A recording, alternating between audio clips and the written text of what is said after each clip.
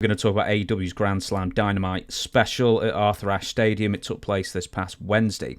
Now, a couple of notes from it. We're going to be talking a couple of things about Jon Moxley, but aside from Adam Cole, he managed to injure his own ankle pretty much immediately, just running down to the ringside. I think he did a little jump off the ramp, and he ended up hospitalizing himself. But the big one is Jon Moxley ended up sustaining a possible concussion. I think it was a mild concussion. And they ended up changing the finish, or Jon did, in the middle of the match between he and Rey Fenix. Now, one thing to clear up, apparently it wasn't the pile driver that gave him a concussion. It was a flip from Fenix onto Jon Moxley right at the beginning of the match before the bell sounded, and he had a concussion immediately, and he started getting more foggy. Then he got less foggy. Before the match started? Oh, yeah. He got a concussion before the match started. I thought he got the concussion taking it. No, I think everyone did. Oh. But the report coming out of it this morning was that it was actually a flip that Rey Fenix did on Moxley before the match started, and his entire body landed on his head. So the finish that I saw that you sent me, where Moxley loses, that wasn't the way it was supposed to end, right? No. Jon Moxley was meant to retain. So, are we going to watch this or no? I can put it up for you, yeah. Why not? Give us 1 minute. All right. Okay, so I'm sorry I've got the overlay, everybody. It's, AEW stuff. Although we have the right to use it very briefly for the criticism or comment or blah, blah, blah. Anyway, we're going to watch the last, 50 seconds of the match, and keep in mind that this was not the planned finish. Oh, hang on. This is a remix where there's music happening, so I'll just mute that. So anyway, that's the first pile driver. The ref counts 1, 2, and then he does an air count. And he stops. Because that's not the finish. Yep. That's why he stops. Yep. Now watch these people at ringside. They raise hell. I said, what the hell's going on? See him stand up? What's the deal? He's got the old thumbs up, that guy there. You can't now he picks him up. Oh, man. And watch this. Boom. And, and I've been saying for a long time, somebody don't get their neck broken. That to me is a pretty dangerous move. Well, thankfully, Ryan Satin here has done a slow motion of that first pile driver. So let's just move us out of the way there slightly. Well, his head hits. And watch his shoulders go down. Yeah. See? That's the old Steve Austin, Owen Hart situation, that, isn't it? Now, for a guy, Moxley, who is his body, according to him, is not in the best shape it's ever been in, and why he would even agree to take that move. What's that move called?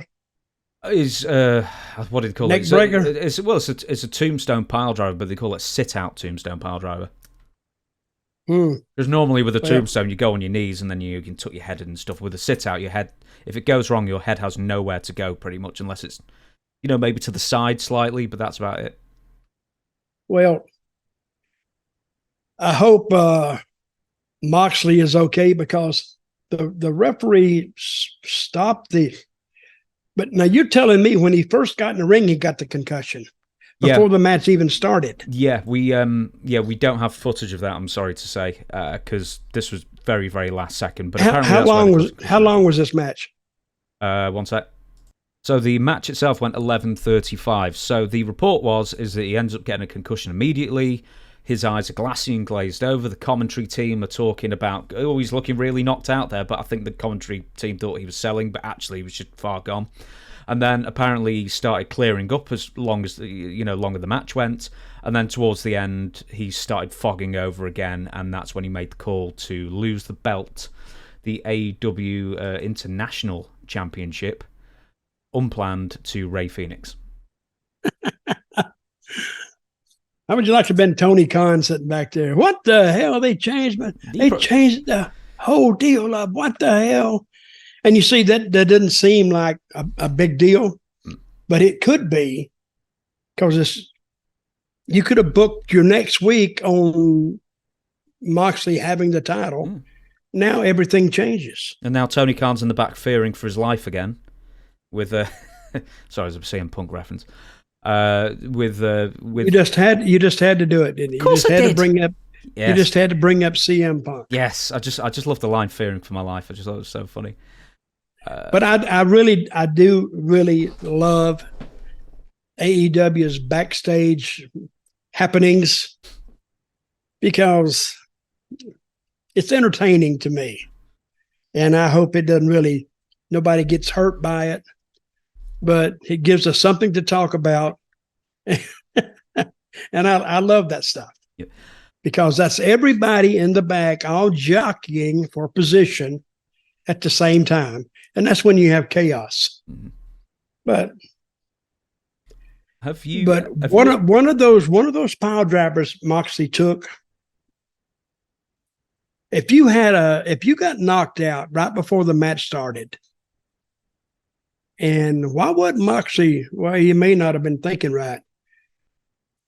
Why would he still take the pile driver like that? Well, probably wasn't thinking right. Maybe. Yeah. And he took it twice. Yeah, and the thing is with Phoenix as well is he's right. Okay, so you've seen the Owen Hart pile driver with Steve Austin, right? Mm-hmm. Owen Hart's got some pretty big legs, but he's not a huge guy. And still, Steve Austin's head, it all went wrong, slipped down, whatever. Owen Hart did the same thing to Dan Severn. Clearly, he wasn't built for that. But Owen Hart was much bigger than Rey Fenix, who's got far skinnier legs. And it just strikes me, it's like someone like Rikishi, who used to do that exact same move. His legs were enormous. You could have like a 2-foot-long head like Boris Zukov and not hit your head on the canvas, But I think there's certain people who are built to be able to perform that move safely, and you have to have really big legs to do that. And Rey Fenix doesn't strike me as someone built to do that safely. Scott Steiner's another one who did it safely. Well, I think that Moxley is taller than Phoenix, and unless they work this out before exactly where to grab him, if you grab him too high, his head's going to be low, and so his head's going to hit the mat before your knees hit or your butt hits. So I'm glad he's okay, and I've been saying this, some of these guys, they act like they've never tried these moves before or never took them. Ask me would I take that move. Would you take that move, Dutch? Hell no. Would I take it? I said, you got to be kidding. The Steiners used to have to beg me to take their clothesline. I said, guys, I just can't do it. I just can't do it. Now, thinking back now, I should have. See, I told them I didn't want to take it. And I told the company I didn't want to take it. But, of course, they put you in the ring every time I'm with the Steiners. Either me or my partner is going to take it. So when it was my turn to take it, I'm thinking, I should have just laid there one night and not got up and then go and get it checked out. Because a neck injury is very hard to ascertain, or it's like a back injury. You can't tell because of all the nerves. So if you say you're in pain, they got to take your word for it. So I should have just laid there and for the next 2 years just picked up a check. Yeah. While I was out on the lake fishing. And I don't even fish, but I would have done something anyway. Yeah. Lay there motionless, shit your pants, sue them. Drink some beer. Yeah. And my back.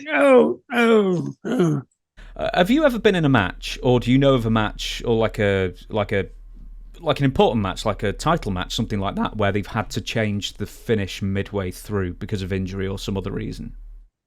Not that I remember. No, I don't. So we will. But guys back in my day we didn't have all these killer moves.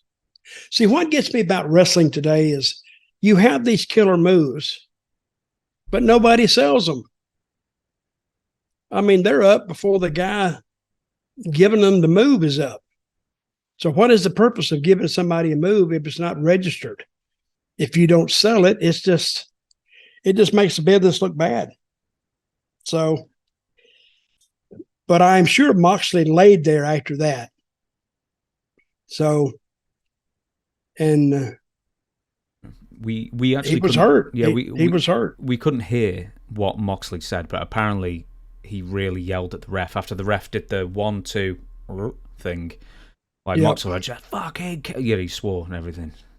Potty Well, he mouth was John. saying something. Yeah, he said just count it, so he'd do it again and then count it. I'll tell you what though, if Phoenix genuinely didn't like hit Moxley's head on the mat, then man, he's got to be a really good worker, because that was like millimeter perfect if he genuinely didn't hit his head on the mat there twice. Yeah, but you can see his shoulders coming down, Mm.